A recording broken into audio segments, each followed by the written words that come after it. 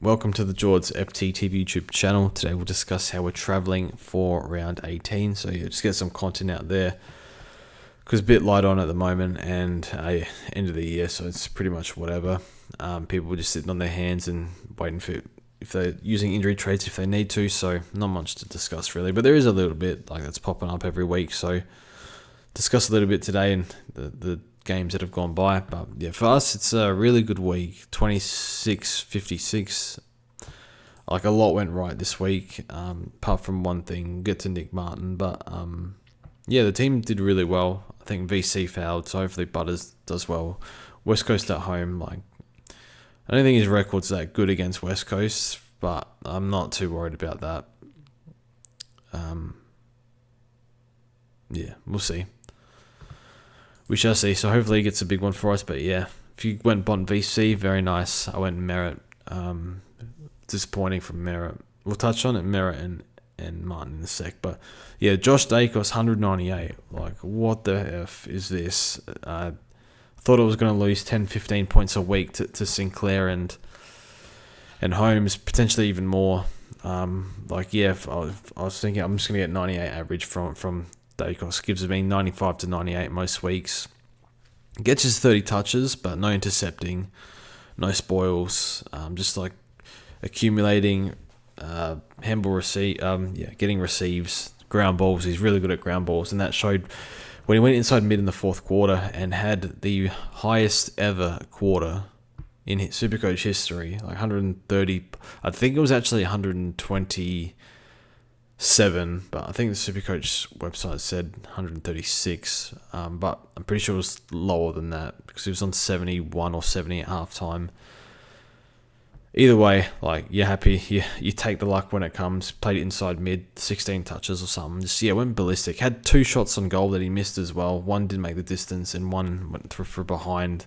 Could have been enormous. And yeah, the game was close, so scaling was crazy. But yeah, that's nice surprise. And yeah, it was a fun watch. Just did not expect I don't think Nick's even scored that highly before. It was a pretty crazy stuff.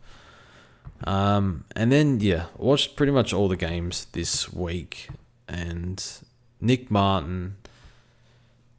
I don't really want to talk about SuperCoach because when a player does the ACL, it's much bigger than that. This guy has to go through surgery. This guy has to do rehab for 12 months or whatever, or 9 months, 10 months before he can go back to full training, however long it is. So it's rough, crazy bad luck for Nick Martin. Brad Scott's saying it's almost certainly an ACL, so it's not confirmed, but they're saying that it's most likely is. But yeah, for a guy that works this hard to do his ACL, pretty durable, super durable player.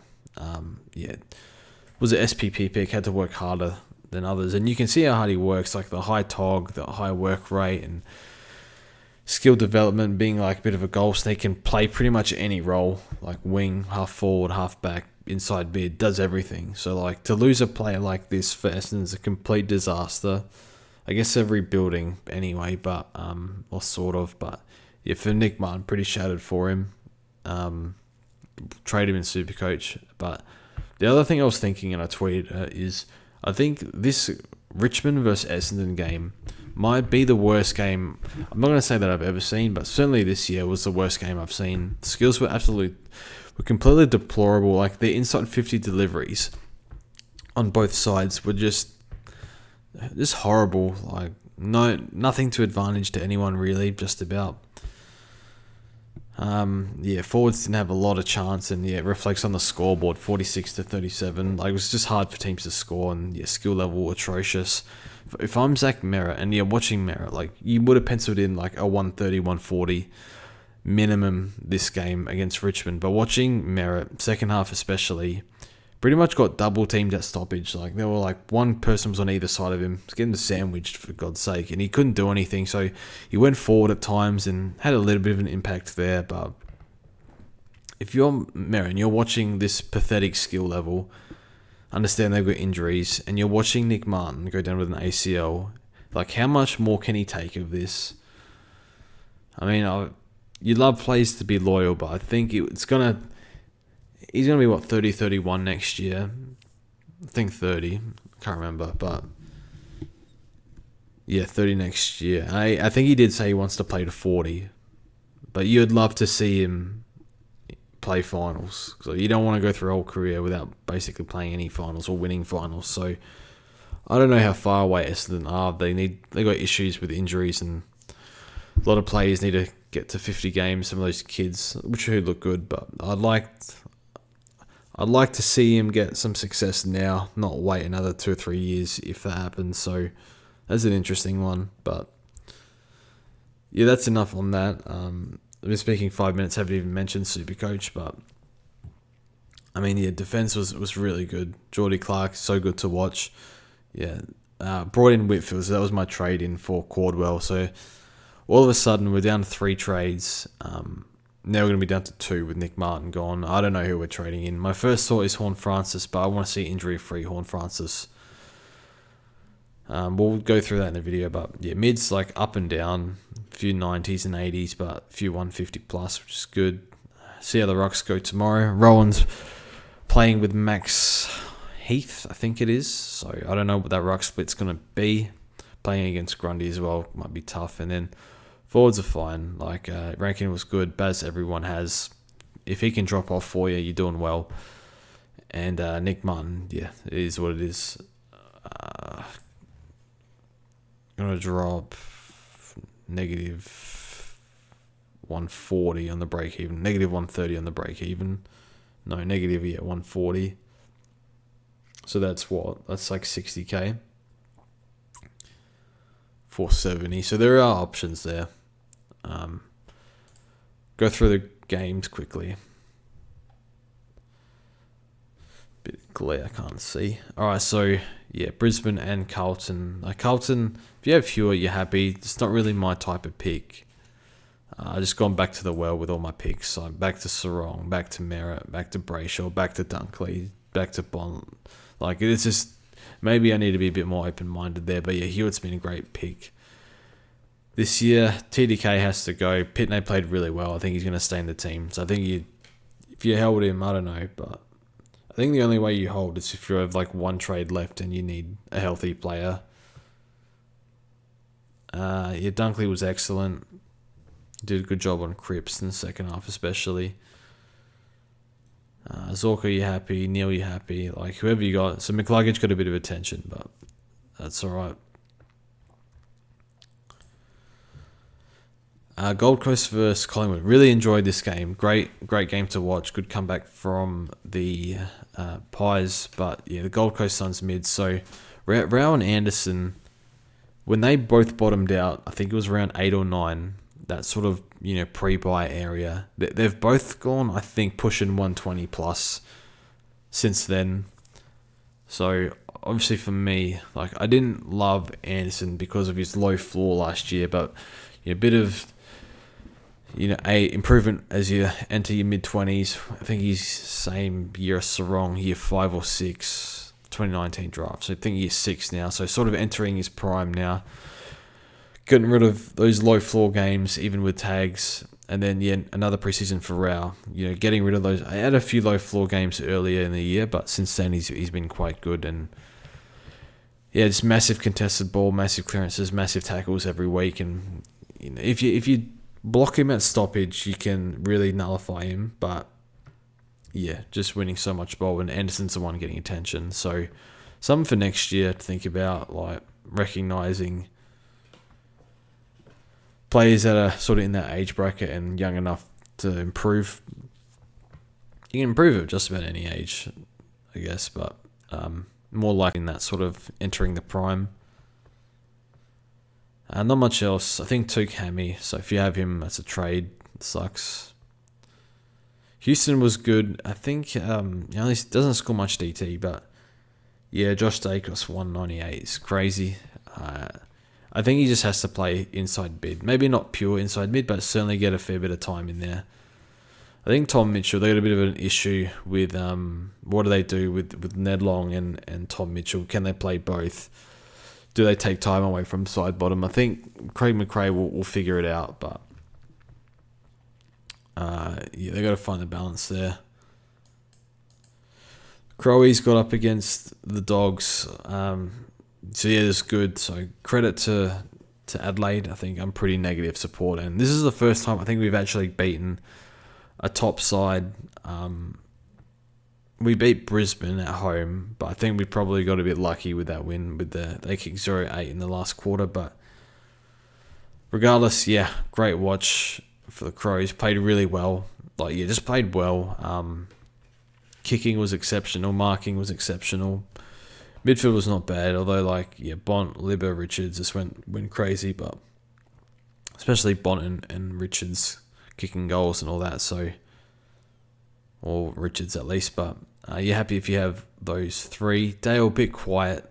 I don't know who got 93. I feel like he didn't do much, but got good scaling early.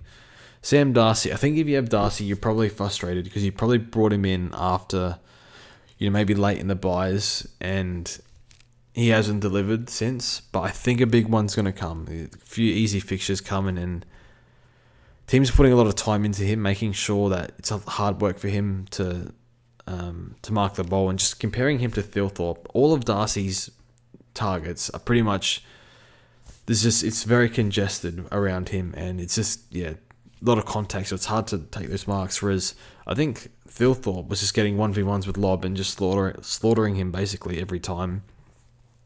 He's just too strong. So, if Darcy and Thilthorpe sort of swapped, I think it would have been much harder for Thilthorpe, and Darcy probably would have kicked 5 or 6 as well. But not taking nothing away from Thilthorpe, he's amazing. So I think calm the farm on Darcy. Now Matt Kennedy, got him in fantasy, paid a lot for him, and I'm not sure what's happened here. 30, I think he played a bit more forward and just couldn't get his hands on it. So I do think there was a pretty big CBA drop.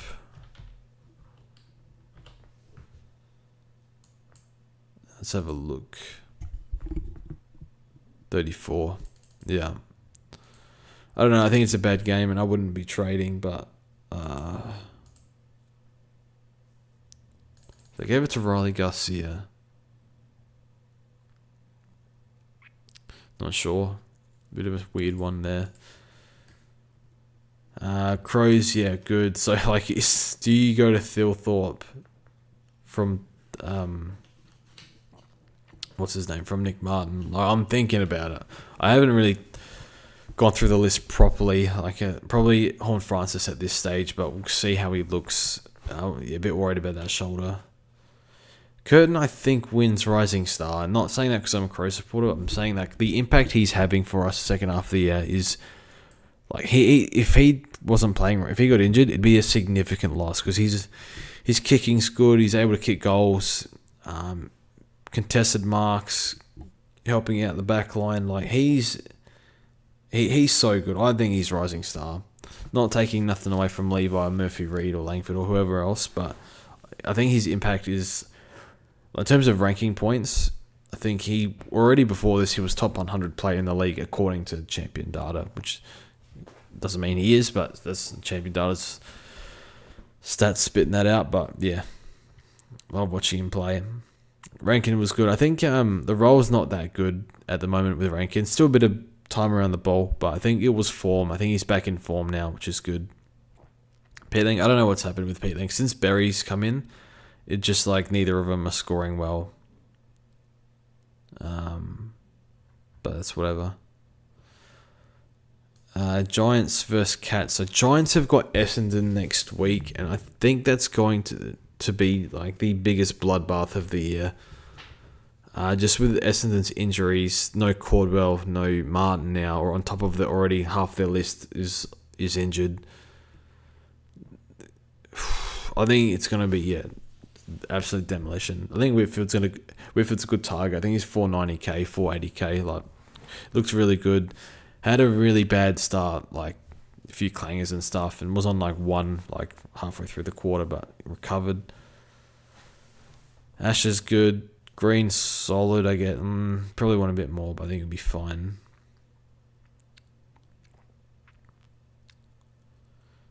Not much else to tell. I guess Mize, if you have him, bit of a random pod. Not really my type of pod, But I can't deny he could easily be top 6. Stewart was solid. Went off injured for a bit, but came back on and looked fine.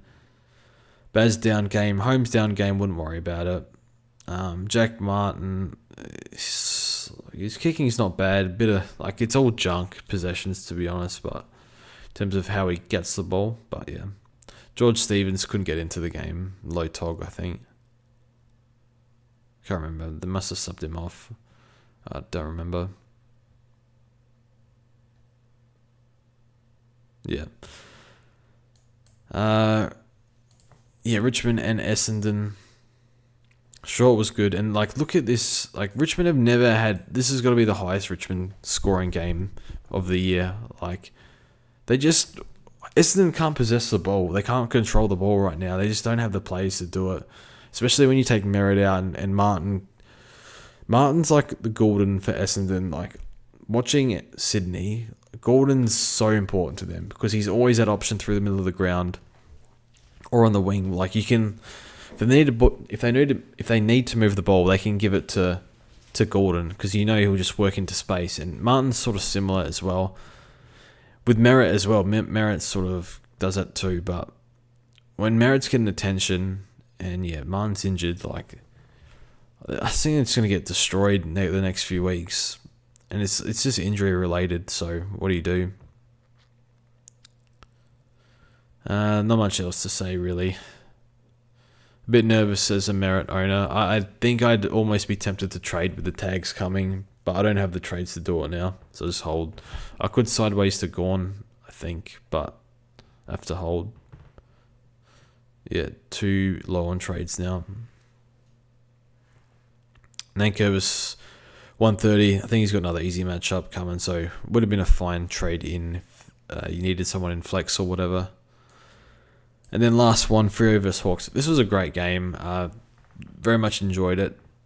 I missed the first half because for some reason I was watching this other pathetic game. But yeah, Geordie Clark, Andy Brayshaw. These two have been so dependable all year, apart from when Clark's had a few random down games due to tension or slight role shift. But yeah, happy with those two. Sarong 95. The stat sheet looks good. 19 contested, 29 touches. 5 tackles, but that's just how it's been with Sarong, so that's alright. Not mad at Sarong at all. He's had a great year, not in terms of SC scoring, but as a player. Ryan was alright. How's Jackson going? Just sort of going Jackson when you're sharing with Darcy. I thought was actually not bad today. Meek massive 151, so he would have been a good trade in. After his bye, would have been 440 because he had a few really bad games and then got rested, so maybe he was a bit sore. Sicily, solid. Maybe one for next year, Sicily. Going to be priced in the 80s. Do you say no to that? Probably not if he's fully fit. Yeah, 400 and something. 440, 450 or something. So, I don't know. I can't explain Dylan Moore this year. It's just a big drop-off. Been subbed a few times as well. I wonder if he's carried something through the year. But yeah, projected 26.56. So obviously, I have Josh Daicos, so it's gonna be a bullshit projected in terms of it's 100 points on other popular defenders. So you just plus 100 on what I really probably should be getting here. But yeah, no GC boys or a few of the other bids that went well this week. But otherwise, as long as Marshall goes alright. What's his projected? I can't read that. Let's break even. 98. So it's good that he has shit projected. So see how you go. Hopefully you're having a good week. I would like to finish. I don't really want to talk about rank because the rank will take care of itself when the